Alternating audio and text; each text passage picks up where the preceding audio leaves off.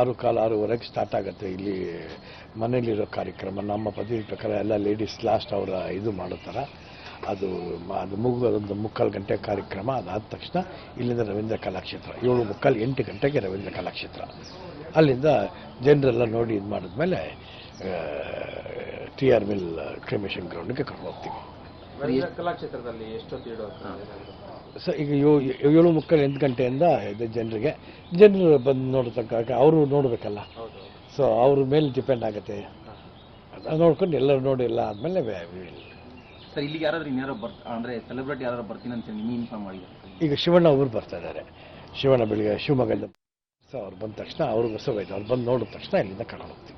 ಅಲ್ಲಿ ಕಲಾಕ್ಷೇತ್ರದಲ್ಲಿ ಸರ್ಕಾರದ ಏನಾದರೂ CM ಆಗಲಿ ಮುಖ್ಯಮಂತ್ರಿ ಆಗಲಿ ಅವರಾದ್ರೂ ಬರೋ ಚಾನ್ಸಸ್? ಎಲ್ಲರೂ ಬರ್ತೀವಿ ಅಂತ ಹೇಳಿದ್ದಾರೆ. ಎಲ್ಲರೂ ಒಂದು 9:30ರಿಂದ 10 ಗಂಟೆ 10:30 ಒಳಗೆ ಅಲ್ಲಿ ಬರ್ತೀನಿ ಅಂತ ಹೇಳಿದ್ದಾರೆ.